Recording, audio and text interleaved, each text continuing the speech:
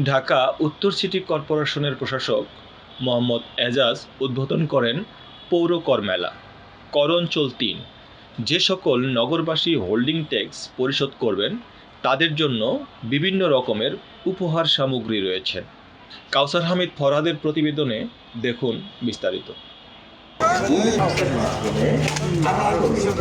নতুন হোল্ডিং নম্বর হোল্ডিং প্রদান, নামজারি, কর সমতা, পৃথকীকরণ, মুক্তিযোদ্ধাদের কর সংক্রান্ত সহায়তা, গৃহঋণ ও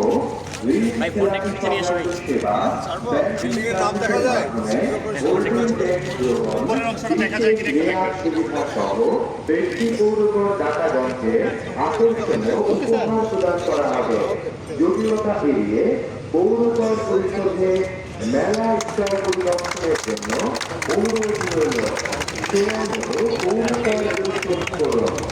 আপনার শহর সুন্দর ও পরিচ্ছন্ন রাখুন। ধন্যবাদ আছে ঢাকা উত্তর সিটি কর্পোরেশন।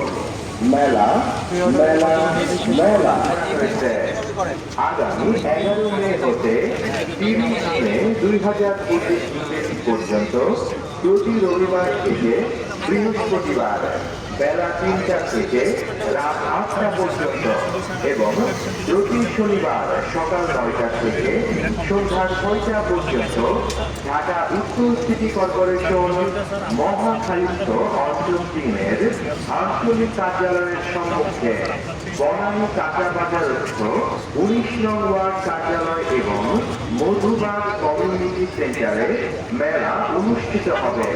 উক্ত মেলায় সম্মানিত করদাতাদের ওয়ান স্টপ সার্ভিসের মাধ্যমে তাৎক্ষণিক নতুন নম্বর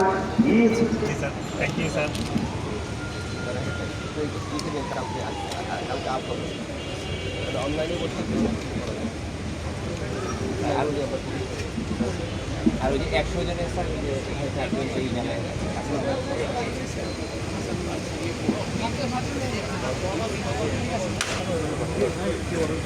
অলরেডি স্যার এই যে ওনারা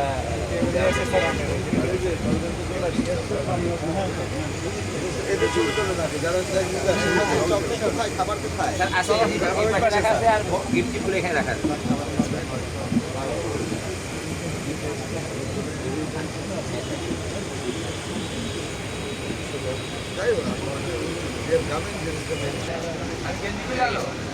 ট্যাক্স পেমেন্ট করে সবাইকে পাঠাবেন এখানে গিফট খাওয়ার জন্য।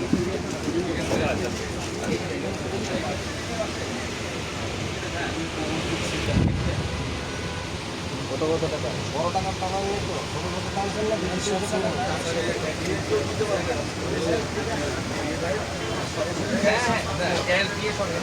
তো by cash direct online payment হয়ে যাবে এবং এখান থেকে করা হবে। তবে স্যার ওই যে আমরা স্যার রিকোয়েস্ট করছি যে পে তাহলে আমরা কাজে বেরিয়ে পড়ব।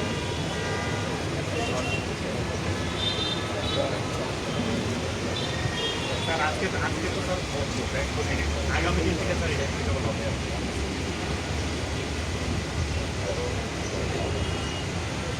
থেকে আর কি মানে যেগুলো প্রত্যেকটা দিন এবং এটা এবং আমাদের এই ডান পার্লামেন্ট কিন্তু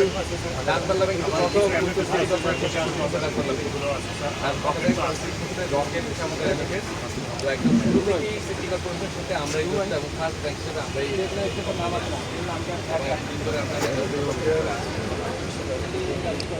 স্থানীয় সরকারের সময় থেকে আমরা আবার এখানে বসে সার্ভিস দিতে পারবো।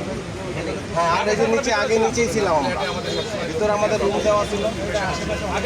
যদি একটু ব্যবস্থা করা যায় এখানে দেওয়া যাবে। এটা দেখে হ্যাঁ দুটো কোম্পানি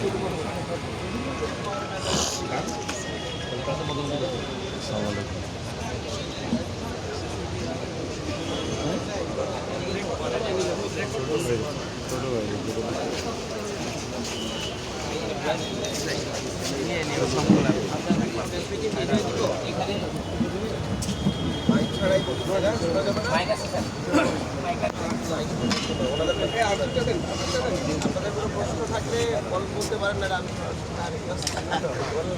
বিষয় হলো যে আমরা এই গরমের মধ্যে কষ্ট করে এসছেন। আমরা 20 দিনব্যাপী এই মেলাটি করছি।